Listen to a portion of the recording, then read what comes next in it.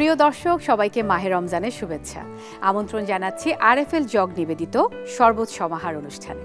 আমি রিচি সোলাইমান থাকছি পুরো রমজান মাস জুড়ে আপনাদের সঙ্গে বাহারি সব শরবত দিয়ে।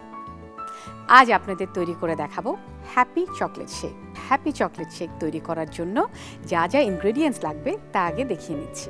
চকলেট সিরাপ, পেস্তা বাদাম, কাঠবাদাম, চকলেট আইসক্রিম, তরল দুধ, মধু এবং বরফ কুচি। যেহেতু আমাদের রেসিপিটার নাম হচ্ছে চকলেট শেক, অবভিয়াসলি আমি চকলেট আইসক্রিম নিয়ে নিয়েছি। সবার আগে চকলেট আইসক্রিমটা আমার খুব পছন্দ, আমি মনে করি আমার মতো এরকম অনেকেরই পছন্দ। যেহেতু চকলেটের, তাই আমরা চকলেট আইসক্রিম নিয়েছি। দিয়ে দিচ্ছি তরল দুধ।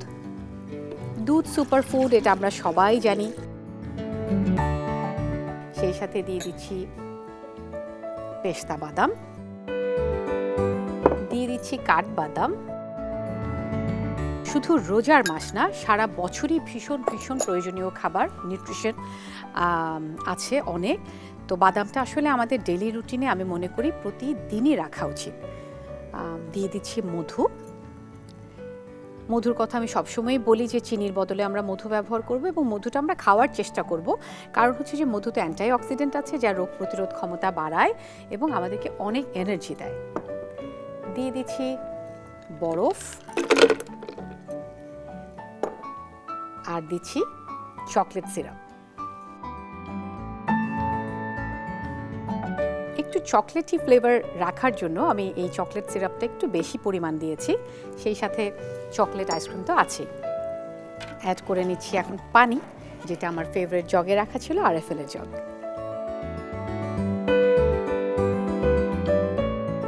এখন আমি ব্লেন্ড করে নেব।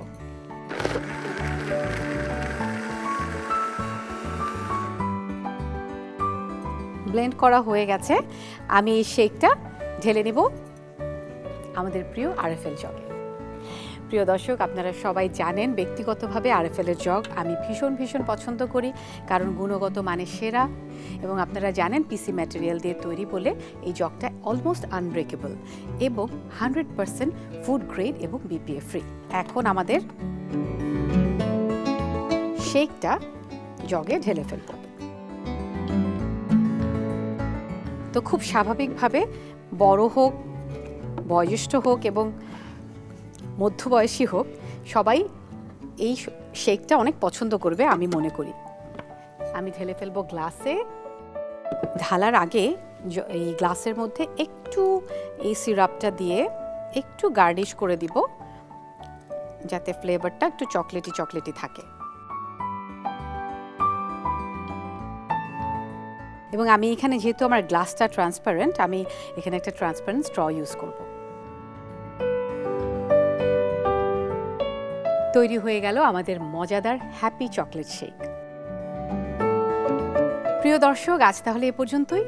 আমি বিদায় নিচ্ছি আরএফএল জগ নিবেদিত শরবত সমাহার অনুষ্ঠান থেকে। কাল কিন্তু আবারও দেখা হবে একই অনুষ্ঠানে একই সময়। আপনারা সবাই ভালো থাকবেন, সুস্থ থাকবেন, চোখ রাখবেন দীপ্ত টিভির পর্দায় এবং দীপ্ত টিভির ডিজিটাল প্ল্যাটফর্মে।